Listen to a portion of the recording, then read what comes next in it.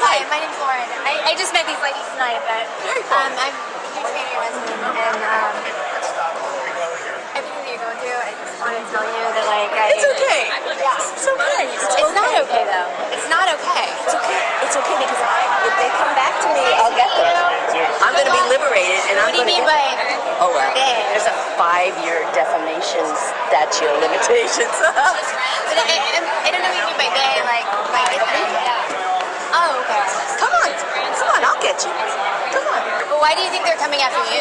They are. I mean, like, the whole, like, appeal to have heaven flags is, like, bullshit, right? Right, but that's, the other thing is the feminazis believe that he should control me. Yeah. So what the hell? He never controls me. But, like, I have the same flag. Yeah, I know. No, but, like, a lot of people fly that fucking flag. Don't worry about it, baby. I'm sorry. I should watch my language. It's all right. It's all right. I'm sorry. I did not mean It's to. okay. It's okay. No, but it makes me so angry. Don't get angry. It makes me so angry. Don't get angry. Bye, baby. Bye, cat. Meow, meow, meow, meow. Meow, meow. She's a bad girl. Cat's escort, Lewis. Hi, Lewis. Good to see you. Likewise. I'm Natasha. Nice to meet you. Hi, Natasha. Yes, we're never going back to Wounded Warriors, I'm afraid. Isn't that awful, though? Oh, because Well, of the security and all that. So we did that. We did that one. You really did? Something to be really proud of. Do you know that they created and ran the Wounded Warriors program here? You would never know that because of how they're trying to Oh, persecute. ignore all that. The reality. I don't need their approval for anything in my life. I need nothing from them. You don't, but the problem is that they use you to fucking. Pardon my language. Your buyer. Louis, I like you. You deserve it.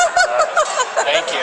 Take care. They're persecuting you, and you're like a convenient stand-in for anybody who's religious. Look, I'm German. I'm German.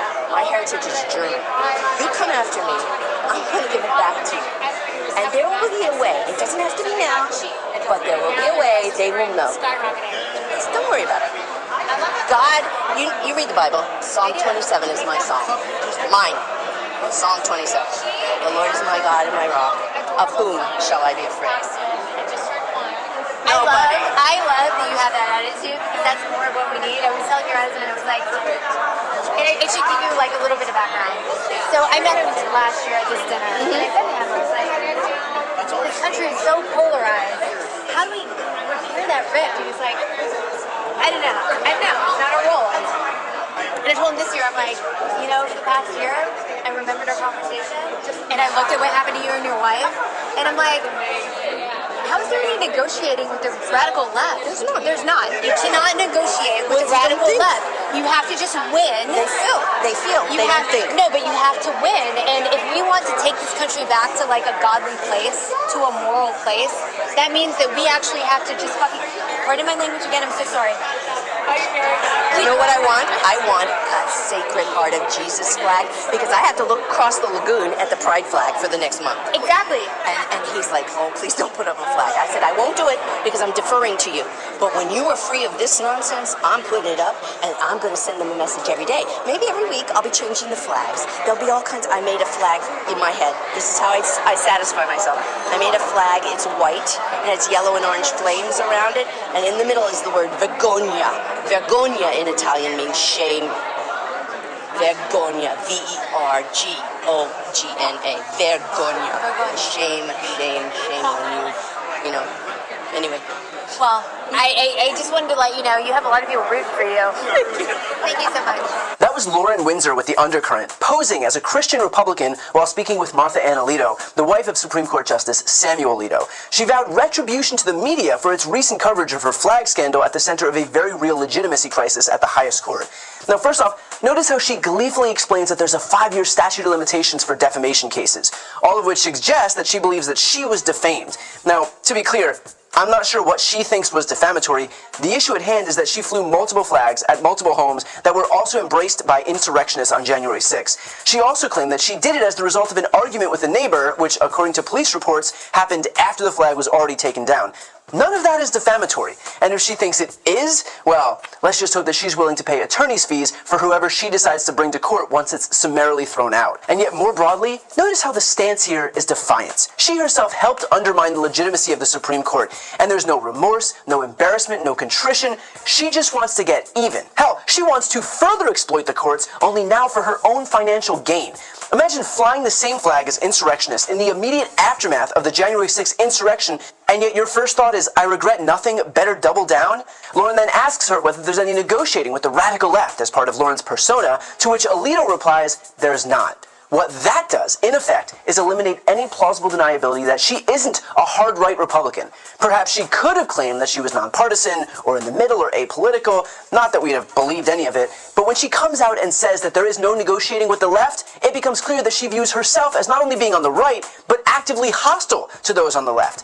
And if you think that that has no bearing on how Samuel Alito rules, then you might want to take your head out of the sand. Don't take my word for it. An empirical analysis of the court's standing decisions cases, asking whether the federal courts have jurisdiction over a particular dispute, found that Alito rules in favor of conservative litigants 100% of the time, and against liberal litigants in every single case. So we don't have to guess whether Samuel Alito shares his wife's views, which are now abundantly clear, because he's already proven it in case after case after case. She then goes on to explain that she's going to put up a Sacred Heart of Jesus flag because she has to look across the lagoon at the Pride flag for the next month. Meaning, not only is she a partisan hack, but she's an avowed bigot too.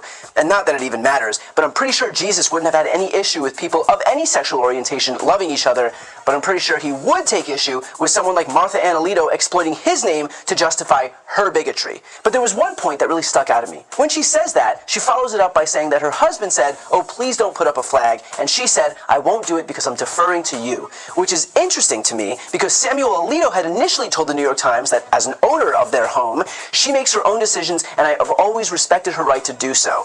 And yet here, she concedes that she'll defer to him because of the optics of yet another flag scandal wouldn't be great. So which is it? Does she defiantly do whatever she wants, as her husband claimed in the interview with the New York Times? Or does she defer to her husband's job when necessary, as she claims here when speaking with Lauren? Because in either case, it's clear that one of these people is lying. What's especially clear, though, is that this court, with the help of Samuel Alito and his wife, is fatally compromised. And what's also clear is that this is what's on the ballot in November. Clarence Thomas and Samuel Alito are 74 and 75 years old. If Donald Trump wins in November, he will replace both of them and cement Republican rule on the court for a generation.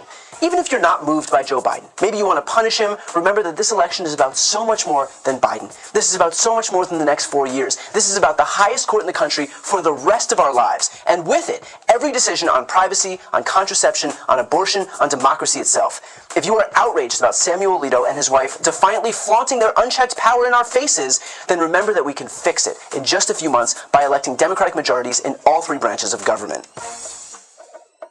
I've got a really exciting announcement. I've written a book. It's called Shameless. This book explores how Republicans have exploited their historical branding while attacking our democracy, how the media has proven itself a willful participant, and how Democrats can learn from this to rebalance the political scales and save our democracy.